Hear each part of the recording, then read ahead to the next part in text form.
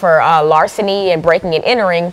And during his stint in jail is when he joined the Nation of Islam and dropped the name Little and changed it to X. And he did this to kind of show that he was no longer under that hold of the name Little. He was his own person. So it's kind of Xing it out, you know, Malcolm X. And so this was symbolizing that he was a new character. And so when he left jail, he was, you know, part of the Nation of Islam and very heavily religious. And then he decided to really get into black rights. Now, for instance, not for instance, but something I should bring up is that despite, it's a common myth that Martin Luther King and Malcolm X did not like each other. This is totally false. Dr. King, when Malcolm X was assassinated, in a telegram to his wife, or his widow, Betty Shabazz, he even said, even though me and Malcolm didn't always see eye to eye, he still had lots of love and respect for him and thought he was a courageous and a very smart man. And so this was during the time where a lot of people weren't really into the violence thing. This was during a time where Martin Luther King and people like that, Rosa Parks, etc., were in power in this movement, really. And they were spreading love and peace and hair grease and all the good stuff, you know? And it came as a shock to everybody, like, there is this man who's saying, y'all need to get up and start fighting back. And everybody was taken aback, but some people liked this. And this is why Malcolm X is so influential like he is today, because he shined a light on a new path that people were too scared to go down. Because this was the 40s and the 50s when racism was at a high in the U.S. This is when we were scared, or us African Americans, we were scared to speak out. We were scared to really tap into our rights that we knew we had because of the fear of lynchings and bombings and etc.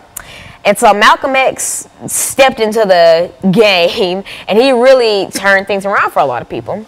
And so Malcolm X decided to start speaking and start spreading the word of, he didn't necessarily say all violence, but he said that, you know, even one of his quotes, it goes along the lines of, you know, be respectful, be peaceful, etc. But if someone puts your hands on you, put them in a cemetery. And so he wasn't one to say that you should not have peace, but he more of said, if peace doesn't work, have a backup plan, and that backup plan be violence.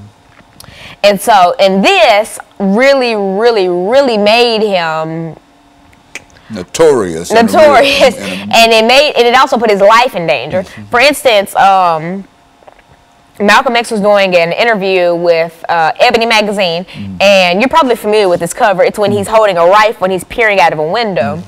And he did this because the Nation of Islam was out to kill him. And he even said this in interviews, so I'm not just going off of this. Like, the Nation of Islam really wanted to kill this man. And they wanted to do this not because of what he was preaching, well, partly because of what he was preaching, and another fact because he got tired of the Nation of Islam and wanted to leave, and so he left that and started doing his own thing. And he was still Islamic, yes, but he just wasn't a part of the Nation of Islam. And because of this, he outraged so many people, so many members of the Nation of Islam who were also FBI informants. And mind you, they were already looking at Malcolm X because since he was preaching all this violence and stuff, when stuff would go down with white police officers and et cetera, of course he would be a prime suspect. Why? Because if he's preaching this stuff, he's probably doing it. And so the U.S. government and the NYPD already had his eyes on him, already had their eyes on him. And with the Nation of Islam being out for his head, it just made a world of trouble.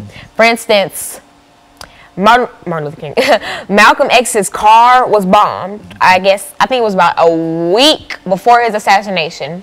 I think a couple of days before his assassination, his house was set on fire.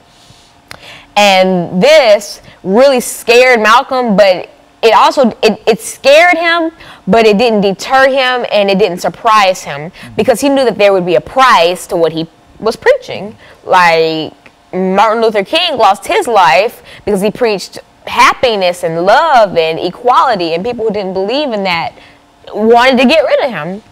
And Malcolm X was no stranger to violence of others. Like, for instance, when he was 60 years old, his father was killed by the Ku Klux Klan. He was decapitated in a car accident. And his mother, a few years afterwards, had to be put into a mental hospital because she went crazy after the death of Malcolm's father. And so he was just starting to see a repeat of the childhood experiences that left him an orphan, and the childhood experiences that really fueled the fire for the anger and the burning passion he had in his heart. And so this made him have a whole new outlook on everything that people were doing to him. And that's what really formed the grit that we all know as Malcolm X.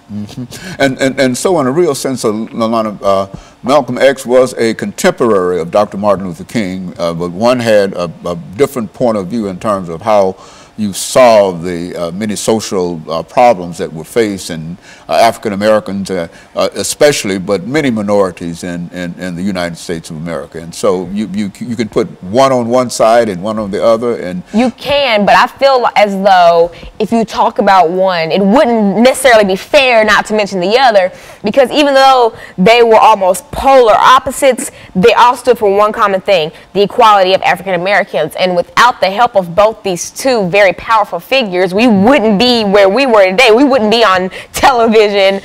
You and I wouldn't have the freedom that we have right now. And so I think you always have to bring up one when you speak of the other, only to be fair, I guess, because you have to really show both sides of the spectrum. You can